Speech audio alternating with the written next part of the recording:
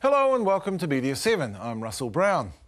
When Jason Paris decamped in March from his transforming role as TVNZ's Head of Digital Media and Marketing to become CEO of Mediaworks TV, running TV3 and C4, it set the industry abuzz. Now, with a new season lineup about to launch, Paris has told an industry conference that television has never been more popular.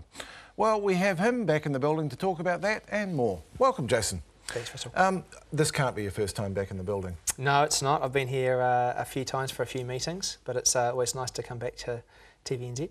I mean, that's interesting because in an industry that can be very bitchy, your departure seems to have been remarkably civilised. Why was that?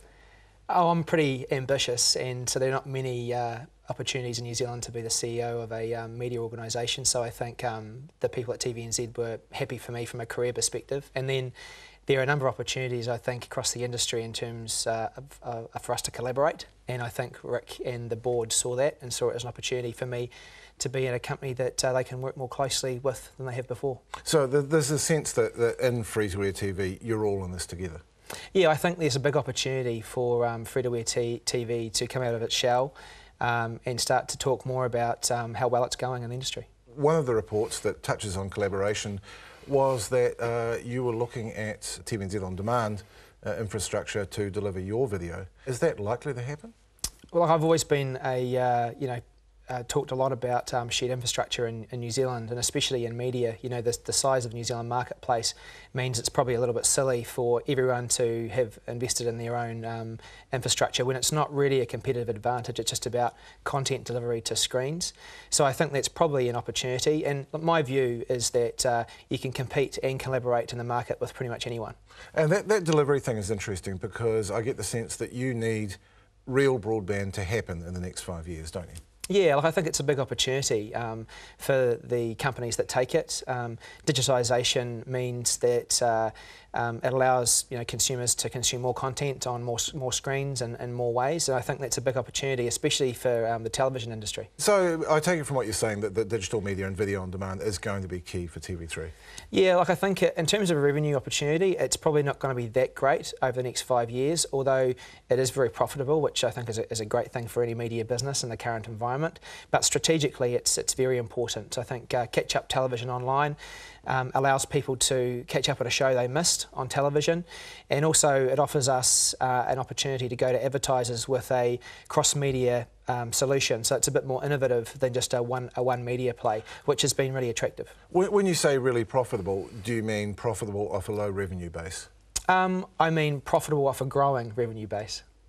Now, the other thing that you talked about when you were here was the fear that Sky TV, because it had that big pile of subscriber revenue, could actually distort the market by bidding against the free-to-air broadcasters for TV shows. Is that still a problem? It's still pretty tough for the free-to-airs in the market. Sky's a very successful business run by a very smart man in John Follett, and I think that free-to-airs are at a disadvantage with the fact that Sky has been able to purchase a free-to-air. And what that means from a content perspective is that they can go and acquire both the pay and the free-to-air content rights, which means that New Zealanders are having to pay a premium for watching content that in other markets they may have had free access to. Were you disappointed when the government dumped the Broadcasting Regulation Review? Slightly, like I quite enjoy a deregulated market. I'm very commercial, and I like the commercial negotiation. But I think although we have been very successful as a media industry over the last 5 years, it's always quite nice to have a review and just see what the next 5 years looks like. And it might come up at some point in the future where we need to have a look at that again. So what might have come out of it that was good for you? It'll be interesting to look at what ultra-fast broadband means for New Zealand, and it's really important, I think, if we want to encourage uptake, that we are encouraging content and media companies to innovate and produce more content. And I think with some of the market dynamics at the moment, there are a few restrictions in there that might not allow us to be as innovative and take as many risks as we would like. Now, you've moved from a publicly owned broadcaster to one owned by a private equity company. What's the big change there? Focus on profitability, I'd have to say. You know, we're owned by private equity who are looking at EBITDA. I think we're lucky that the last 12 months we've been very profitable as an organisation, and we're seeing some good growth in the next 12 months. And although there is a commercial focus at TVNZ, it's probably not as great as the one I'm experiencing at Mediaworks. And the other difference, obviously, is the public scrutiny that TVNZ comes under, which is not a competitive advantage for them. Now, in that speech that we alluded to at the top of the show, you pointed out correctly that people seem to be watching more television than ever. That doesn't necessarily mean that there's more revenue than ever, does it? Well, it is in many cases, if you make the most of more people watching television on televisions and television on more screens, because the reality is that it's not just the television market that is fragmenting, it's the entire media market that is fragmenting, which means it's more difficult to reach a large number of people as fast. And that's exactly what television does, it's its strength. Plus it has the benefit of, you know, the power of the emotional sight and sound sell. And television is probably the only media in the country that can deliver that reach fast with sight and sound in a very powerful way. So I think there is a premium for that. The other thing is in television there is a lot of brand loyalty. Although that you might have 50 or 100 or 200 channels to choose from, you know yourself, you only have 2 or 3 channels that you go to first, and if there's something there for you, it's only then that you'll actually have a flick through the channels. And so those channels that can command the largest audience through brand and great content loyalty mean they can also charge a premium. And then lastly, it's about diversification. So people are watching more television today on television screens, but more television today on other screens as well. And that gives media companies like ourselves the opportunity to diversify into online, not just from an advertising perspective, but also maybe from a pay television perspective in terms of, you know, so pay television's a possibility in the future. Just finally, because we are out of time, you've got your new season launch happening next week. Give me 3 words about it. Creative, bold and industry changing. Well, we'll look forward to it. Jason Paris, thank you very much. Thanks, Russell. Now, we've heard a lot about big films in the news lately, but Jose Barbosa went to the other end of the scale in Wellington to look at a little gem.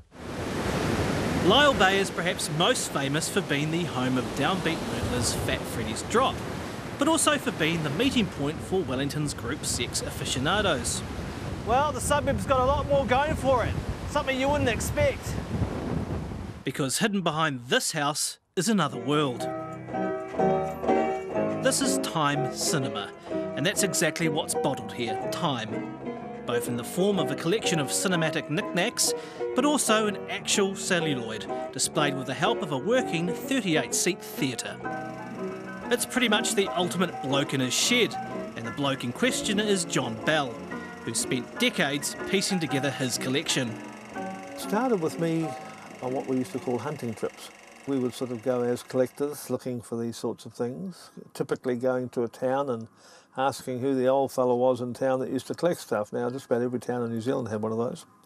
Got to be a bit concerned I might become one of those myself.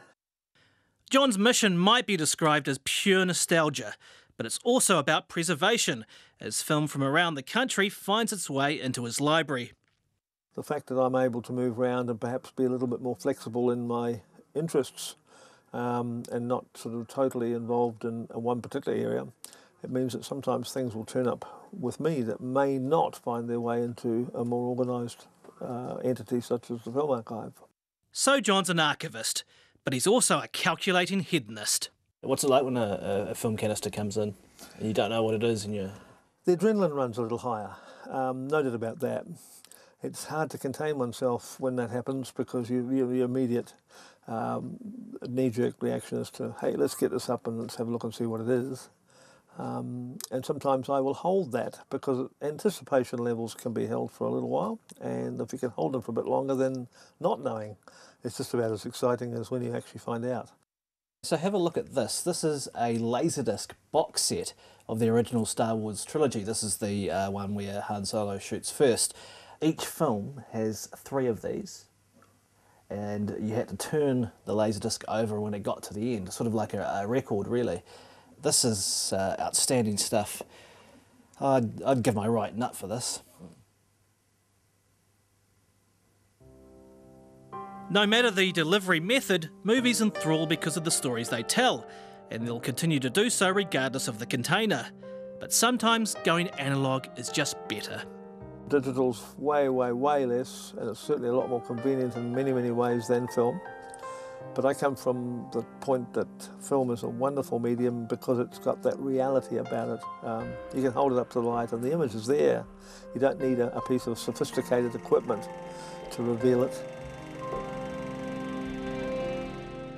Jose Barbosa there. After the break, the man who bit back at Murdoch.